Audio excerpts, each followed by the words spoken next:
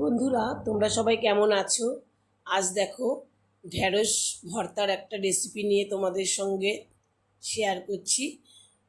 এই গরমে রান্নাঘরে যত কম থাকা যায়, কম মানে রান্নাটা কম সময়ে করা যায় ততই ভালো। আর এই ঢ্যাঁড়স ভর্তা একদমই অল্প সময়ের মধ্যে তৈরি হয়ে যায়। আর ঢ্যাঁড়সের পুষ্টিগুণ সম্পর্কে তোমরা তো জানোই, নতুন করে কিছু বলার নেই। এরকমভাবে যদি তৈরি করি তাহলে তেল মশলাটাও একদমই লাগে না, সেক্ষেত্রে পুষ্টিগুণটা আমরা কিন্তু পুরো উপকারটাই পেয়ে যাই। তো দেখো, একদম কচি কচি ঢ্যাঁড়স আমি নিয়েছি এখানে। আর এই ঢ্যাঁড়সগুলো মাথা ভাঙলেই বোঝা যায় যে একদম কচি। আর এই ঢ্যাঁড়সগুলোকে আমি একটা ছোট গামলার মধ্যে প্রথমে সেদ্ধ করে নেব। তোমরা চাইলে ভাতের মধ্যেও কিন্তু ঢ্যাঁড়সটা দিয়ে সেদ্ধ করে নিতে পারো। আমি গামলার মধ্যে দিয়ে দিচ্ছি ঢ্যাঁড়সগুলোকে, সবকটা ঢ্যাঁড়স দিয়ে তারপরে এখানে আমি একটু মিনিট দুয়েকের মতন চাপা দিয়ে রাখবো, তাতে এটা উতলে যাবে। উতলে উঠেছে দেখো ঢ্যাঁড়সগুলো, তাতেই কিন্তু অনেকটা নরম হয়ে গেছে, যেহেতু কচি ঢ্যাঁড়স। তারপরে আমি আরেকটু সেদ্ধ করব, একদম নরম হয়নি। এর মধ্যে আমি এবার দিয়ে দেবো একটা টমেটো। আসলে টমেটোটা আগে দিতে ভুলে গেছি, এর সঙ্গেই আমি প্রথমেই দিয়ে সেদ্ধ করে নেব ভেবেছিলাম। তো আমি এখন টমেটোটাকে দিয়ে দিয়েছি। আর দেখো, অনেক ঢ্যাঁড়সটা মোটামুটি সেদ্ধ হয়ে গেছে। এই অবস্থায় আমি ঢ্যাঁড়সগুলোকে কিন্তু জল ছেঁকে ছেঁকে নামিয়ে নেব। বন্ধুরা, তোমরা যদি রেসিপিটা দেখে থাকো আর তোমাদের যদি ভালো লাগে তাহলে কিন্তু একটা লাইক দিও। আর ছোট্ট করে কমেন্ট করে জানিও কারা কারা এরকমভাবে ঢ্যাঁড়স ভর্তা খাও। নতুন বন্ধুরা কিন্তু তোমরা সাবস্ক্রাইব করে পাশে থেকো। দেখো, এবার ঢ্যাঁড়সের এই গোড়ার দিকগুলোকে এবার আমি ঢ্যাঁড়সটাকে ঠান্ডা করে নিয়ে গোড়ার দিকগুলোকে একটু কেটে নিচ্ছি। সব কটা ঢ্যাঁড়সের গোড়ার দিকগুলোকে কেটে নেব, যেহেতু আগে আমি এগুলোকে কেটে সেদ্ধ করিনি।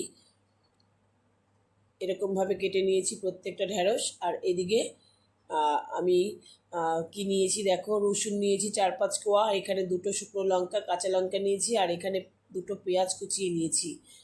এবার একটা প্যানে তেল গরম করে, সর্ষের তেল, অবশ্যই সর্ষের তেল দিয়ে করতে হবে বন্ধুরা। তেল গরম করে 2টো শুকনো লঙ্কা আমি আগে একটু ছিঁড়ে নিয়ে ভেজে নেব। শুকনো লঙ্কাটা একটু লাল লাল করে ভাজা হয়ে গেলে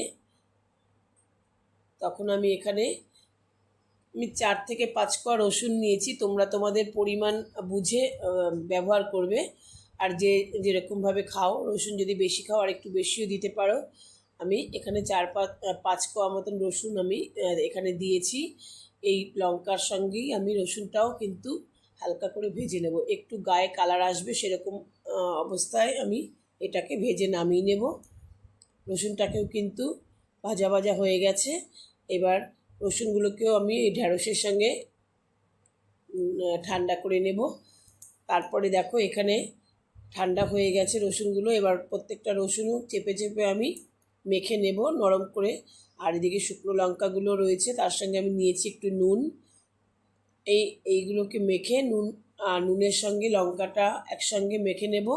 আর ঢ্যাঁড়সগুলোকে আমি একদম গোড়া থেকে চেপে চেপে প্রত্যেকটা ঢ্যাঁড়স আমি একদম হাতের সাহায্যে, এই কাজটা করতে হবে, হাতের সাহায্যে পুরো মেখে নেব। কারণ এখানে খুন্তি বা হাতা কাজ দিয়ে কাজ করা যাবে না, এই কাজটা হাতেই করতে হবে, নইলে কিন্তু পুরো মিশবে না। এবার আমি এখানে সব ঢ্যাঁড়সগুলোকেও একদম সুন্দর করে নরম করে নিচ্ছি। যতটা তুমি একদম ভালোভাবে চটকে মাখতে পারবে তত কিন্তু স্বাদ হবে। এবার আমি যে কুচনো পেঁয়াজ রেখে দিয়েছিলাম, পেঁয়াজটাকেও আমি এর মধ্যে মিশিয়ে দেব। রসুনটাকেও আগে দিয়ে দিলাম, আর নুন আর শুকনো লঙ্কাটাকেও দিয়ে এবার আমি 2টো পেঁয়াজ কুচিয়ে রেখেছিলাম, সেটাকেও আমি দিয়ে খুব ভালো করে মেখে সর্ষের তেল দিয়ে দেবো তার সঙ্গে। আর এই টমেটোটা যে রেখেছিলাম সেদ্ধ করে, সেই টমেটোটাকে একদম ছোটো ছোটো করে কুচি করে কেটে নিয়েছি। এর সঙ্গে সর্ষের তেল আর ধনেপাতা দিয়ে একদম আমি রেডি করে নিলাম। সকলকে ধন্যবাদ।